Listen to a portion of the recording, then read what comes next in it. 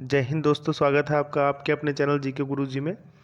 तो हम साइंस के कुछ इंपॉर्टेंट एमसीक्यूज़ कर रहे थे, मल्टीपल चॉइस क्वेश्चन जो एग्ज़ाम के पॉइंट ऑफ व्यू से मोस्ट इंपॉर्टेंट क्वेश्चंस हैं और एग्ज़ाम में रिपीटेड हैं। अगर आप एक बार ये एमसीक्यूज़ देखे रहेंगे तो एग्ज़ाम में अगर ये आ गया सामने आपके तो क्या होता है कि आंसर क्लिक करेगा, माइंड में हिट करता है। अगर चीज़ें आप एक बार पढ़ चुके हैं, एक बार देख चुके हैं, ठीक है, तो आपको एग्ज़ाम में बैठने के बाद कॉन्फिडेंस रहता है कि हाँ, मैंने ये चीज़ें कवर की हैं और ये मैं कर लूँगा। ठीक है, तो आइए आज हम देखते हैं ऊष्मा और ताप के बारे में। इसके पहले वाले चैप्टर में हमने पढ़ा था पदार्थों के सामान्य गुण के बारे में। ठीक है, तो आज हम ऊष्मा और ताप के कुछ इंपॉर्टेंट क्वेश्चंस हैं वो देख लेते हैं। ठीक, आइए बिना देरी के स्टार्ट करते हैं। वातानुकूलित प्लांट की क्षमता यहाँ होना चाहिए मापी जाती है। ठीक है, मिस प्रिंट हो गया ये। वातानुकूलित प्लांट की क्षमता मापी जाती है, ये आपका क्वेश्चन नंबर 1।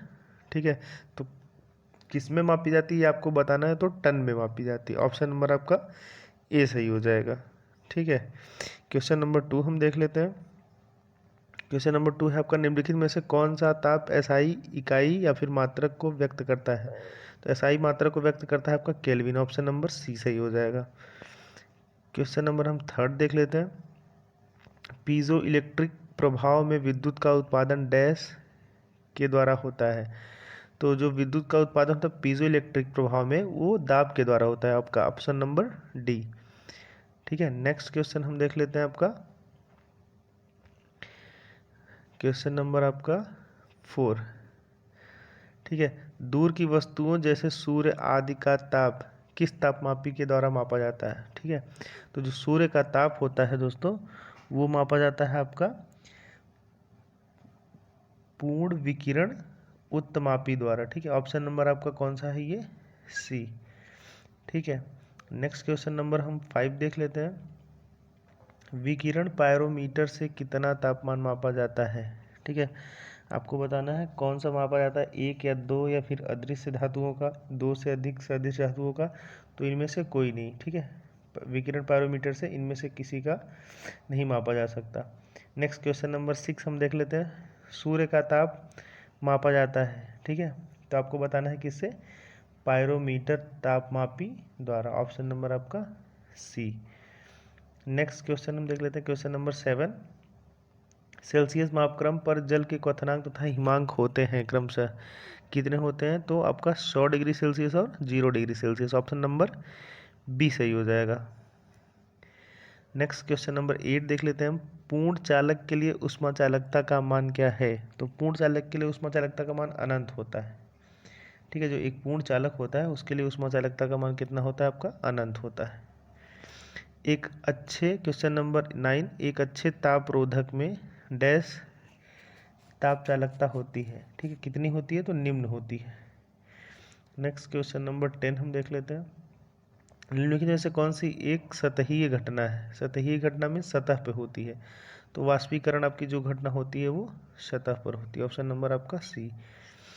क्वेश्चन नंबर 11, आइए, कितना तापमान होने पर पाठ्यांक सेल्सियस और फ़ारेनहाइट तापमापियों में एक होंगे? तो ये आपका हो जाएगा -40 पे बराबर होते हैं। ऑप्शन नंबर आपका ए सही हो जाएगा। ये आपको याद रखना, मोस्ट रिपीटेड क्वेश्चन है, ये एग्जाम में बहुत बार रिपीट हुआ था कि सेल्सियस और फ़ारेनहाइट का पैमाना किस बिंदु पर बराबर होता है, तो आपको -40 डिग्री लगाना है।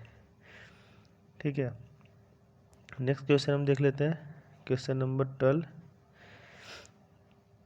न्यूनतम ताप, न्यूनतम संभव ताप है, न्यूनतम है -273 डिग्री सेल्सियस या फिर 0 केल्विन। आपको ये याद रखना है। ठीक है, क्वेश्चन नंबर 13 हम देख लेते हैं। निम्नलिखित स्थिति में बायल के नियम का पालन अच्छी तरह से होता है, तो किस में होता है? तो जिसमें आपका निम्न ताप और उच्च निम्न दाब होगा। ठीक है, उच्च नहीं, निम्न और निम्न दोनों, जब भी बॉयल का नाम आए, ठीक है, आपको यही याद रखना है, दोनों चीज़ निम्न होना चाहिए, चाहे जो हो, ताप दाब आपको हमेशा क्या ढूंढना है? निम्न। ठीक, तो ये रहा आपका ऑप्शन नंबर डी, यहाँ पे निम्न ताप है और निम्न दाब है। ठीक, नेक्स्ट क्वेश्चन हम देख लेते हैं, क्वेश्चन नंबर 14। क्वांटम सिद्धांत का प्रयोग निम्नलिखित में से किसके स्पष्ट करने के लिए किया जाता है? ठीक है, क्वांटम सिद्धांत होता है प्रकाश वैद्युत प्रभाव को स्पष्ट करने के लिए किया जाता है। नेक्स्ट क्वेश्चन हम देख लेते हैं, क्वेश्चन नंबर 15। क्वेश्चन नंबर 15 आपका जो होगा, किसी भी द्रव के क्वथनांक का तापमान, ठीक है, दबाव बढ़ने पर घटता है, नहीं, दबाव बढ़ने पर बढ़ता है। ऑप्शन नंबर बी सही हो जाएगा आपका, ठीक है। नेक्स्ट क्वेश्चन हम देख लेते हैं, इनमें से कौन सूर्य के प्रकाश से सीधे विद्युत ऊर्जा में को परिवर्तित कर देता है, ठीक है, कौन परिवर्तित कर देता है, वो तो सोलर सेल, ठीक, वो प्रकाश जो सूर्य का प्रकाश होता है वो उसको सीधे इलेक्ट्रिक में कन्वर्ट कर देता है, ठीक है। नेक्स्ट हम देख लेते हैं क्वेश्चन नंबर 17 रेफ्रिजरेटर में खाद्य पदार्थ ताज़ा रखने हेतु सुरक्षित तापमान कितना होता है, ठीक है, तो सुरक्षित तापमान आपका होता है कितना, 4 degree Celsius, 4 degree Celsius. Question number 18 गाड़ी के रेडिएटर में जल का प्रयोग किस कारण से किया जाता है, ठीक है, तो किस कारण से किया जाता है, उच्च विशिष्ट ऊष्मा धारिता, option number B. Question number 19 देख लेते हैं, स्थिर ताप और गैस का आयतन कम करने से उसका दाब, ठीक है, दाब क्या होता है, बढ़ जाता है हमेशा। ऑप्शन नंबर आपका सी सही हो जाएगा। क्वेश्चन नंबर 20 देख लेते हैं, निम्नलिखित में से कौन सा विद्युत का सुचालक नहीं है, ठीक है, तो ये तो आप इजी है, एकदम आराम से बता सकते हैं, चीनी मिट्टी के बर्तन, ठीक है, ऑप्शन नंबर आपका ए सही हो जाएगा। नेक्स्ट क्वेश्चन हम देख लेते हैं क्वेश्चन नंबर 21। क्वेश्चन नंबर 21 आपका हो जाएगा, ऊष्मा प्रति इकाई द्रव्यमान है, तो क्या है ऊष्मा प्रति इकाई द्रव्यमान, क्या, द्रवण की जो गुप्त ऊष्मा है, ठीक है, option number D. Next question हम देख लेते हैं क्वेश्चन नंबर 22 निम्नलिखित में से कौन सा समूह में शामिल सर्वाधिक ऊष्मारोधी है, ऊष्मारोधी में जो ऊष्मा का विरोध करे, ठीक है, तो ये सब जो है ऑप्शन नंबर बी में, ये सब ऊष्मा का विरोध करते हैं, ठीक है। तुलनात्मक रूप से ऊष्मा के कुचालक होते हैं, ऊष्मा के कुचालक ये पीबी, ठीक है, और एचजी, पीबी से होता है लेड, एचजी से होता है आपका मरकरी, ठीक है। नेक्स्ट हम देख लेते हैं क्वेश्चन नंबर 24। क्वेश्चन नंबर 24 है आपका, निम्नलिखित में से कौन सा प्रतिरोधक एक ऊष्मा संवेदनशील प्रतिरोधक के रूप में जाना जाता है, ऑप्शन नंबर आपका ए थर्मिस्टर, ठीक है। नेक्स्ट क्वेश्चन हम देख लेते हैं, सौर कुकर के अंदर का रंग क्या होता है, तो काला होता है, ठीक है, सौर कुकर के अंदर का जो रंग होता है वो काला होता है। क्वेश्चन नंबर 26 देख लेते हैं हम, वह तापमान क्या कहलाता है जब एक ठोस वस्तु वायुमंडलीय दबाव पर पिघलकर द्रव बन जाती है, तो वो गलनांक कहलाता है, ऑप्शन नंबर आपका ए सही हो जाएगा। क्वेश्चन नंबर 27 उस तापमान को क्या कहते हैं जब वायुमंडलीय दाब पर द्रव उबलना शुरू कर देता है, ठीक है, उस ताप को कहते हैं क्वथनांक, आपको ये ध्यान रखना है, ठीक है, गलनांक और क्वथनांक दोनों ध्यान में रखना है। क्वथनांक होता है जब वो उबलने लगे, और ठीक है, और गलनांक मीन्स जब क्या हो, वो पिघल जाए या फिर गल जाए, ठीक। नेक्स्ट हम देख लेते हैं क्वेश्चन नंबर 28। किसी प्रशीतक का अपेक्षित गुणधर्म है, प्रशीतक मीन्स क्या होता है, जो वो रेफ्रिजरेटर होता है, ठीक है, ये जिसको फ्रीज कहते हैं, तो निम्न क्वथनांक उच्च क्रांतिक तापमान वाष्पीकरण की गुप्त ऊष्मा, उच्च गुप्त ऊष्मा, ठीक है, तो ये तीनों होते हैं उसकी क्वालिटी, तो इनमें से सभी हो जाएगा, ऑप्शन नंबर डी। नेक्स्ट हम देख लेते हैं क्वेश्चन नंबर 29। गर्मी अवशोषित करने के लिए किस तरल के वाष्पीकरण सिद्धांत का प्रयोग डैश, तो किन में किया जाता है, तो वो किस में किया जाता है आपका, एसी रेफ्रिजरेटर में, ठीक है, जिसको कहते हैं फ्रिज, ठीक। नेक्स्ट हम देखते हैं, पानी का हिमांक बिंदु है, हिमांक बिंदु में से जिस पर वो जम जाता है, ठीक है, तो किस पे जम जाता है, 32 डिग्री फ़ारेनहाइट पर, ठीक। नेक्स्ट हम देखते हैं क्वेश्चन नंबर 31। परम शून्य ताप, ठीक है, डैश ताप को दर्शाता है, परम शून्य ताप 273 से कम, ठीक है, शून्य से अधिक होना चाहिए और 273 डिग्री सेल्सियस से कम होना चाहिए।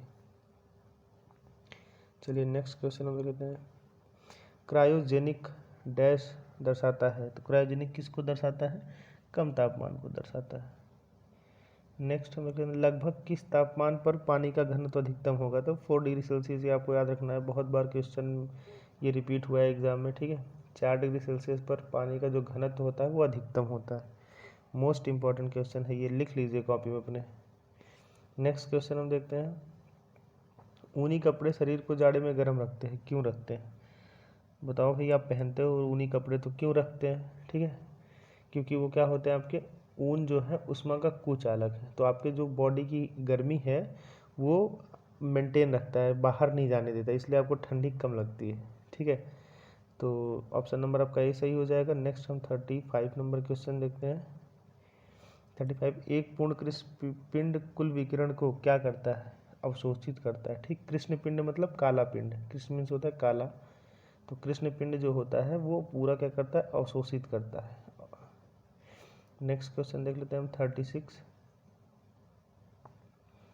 क्वेश्चन नंबर 36, नीचे एक अभिकथन ए और आर दिया जाता है। लोहे की पट्टियों के बीच एक छोटा सा अंतराल छोड़ देता है, लोहा गर्मी में फैलता है, दोनों से ये मतलब ये इसका वो करता है, विच्छेद करता है। ठीक है, तो आपका ऑप्शन नंबर कौन सा सही है देख लीजिए। ए और आर दोनों सही है, ए आर की उचित व्याख्या ऑप्शन नंबर आपका सी। ठीक, क्वेश्चन नंबर 37, किसी पदार्थ द्वारा ली गई ऊष्मा की मात्रा निर्भर करता है, किस पर निर्भर करता है? पदार्थ का द्रव्यमान, विशिष्ट ऊष्मा एवं ताप का परिवर्तन दर पर। ऑप्शन नंबर आपका बी सही हो जाएगा।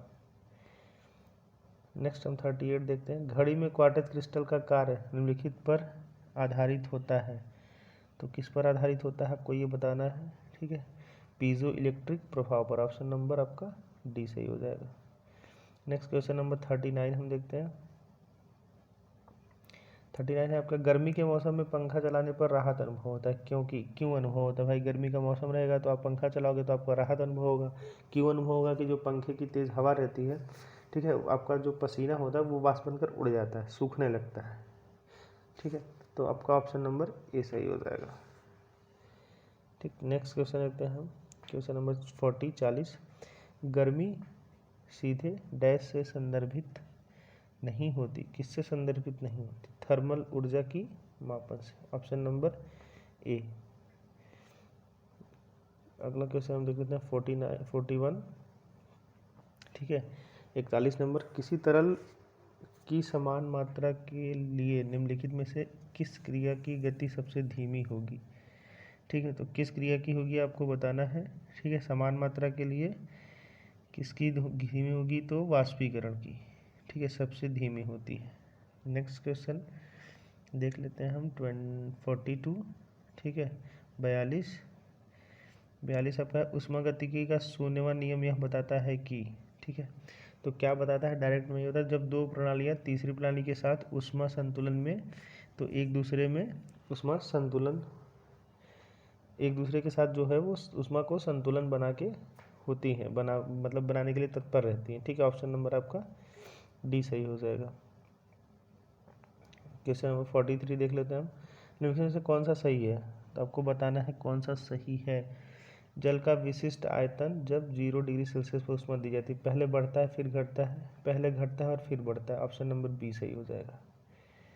ठीक है, नेक्स्ट क्वेश्चन हम देखते हैं। क्वेश्चन नंबर 44 ब्रह्मांड की एंट्रोपी की प्रवृत्ति होती है, न्यूनतम होती है प्रवृत्ति एंट्रोपी। ठीक है, आपको याद रखना ये। नेक्स्ट क्वेश्चन है आपका 45, पारदर्शी माध्यम ऊष्मा के लिए आवश्यक नहीं है। ठीक है, विकिरण के लिए।